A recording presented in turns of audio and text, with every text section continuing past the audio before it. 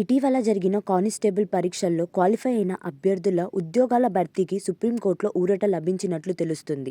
ఈ ఉద్యోగాలకు సంబంధించి జరిగిన పరీక్షల ఫలితాలను టీఎస్పీఎల్ఆర్బీ అక్టోబర్ 4న ప్రకటించింది. ఈ ఫలితాల్లో ఉద్యోగాలు వచ్చిన అభ్యర్థులకు సంబంధించిన సర్టిఫికేట్ వెరిఫికేషన్ కూడా పూర్తయింది.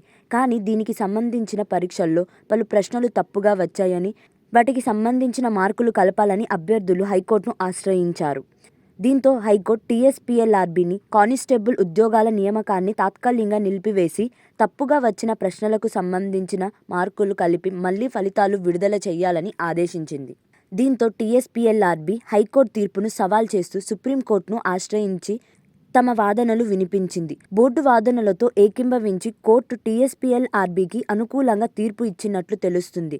ఇదే కనుక నిజమైతే 2023 అక్టోబర్ 4న ప్రకటించిన కానిస్టేబుల్ ఫలితాలనే ఫైనల్ చేస్తూ త్వరలో ప్రకటించే అవకాశముంది. అలాగే ఈ నెల 12 నుంచి ఉద్యోగాలు పొందిన అభ్యర్థులకు అపాయింట్మెంట్ ఆర్డర్ ఇవ్వనున్నట్లు చర్చ జరుగుతుంది.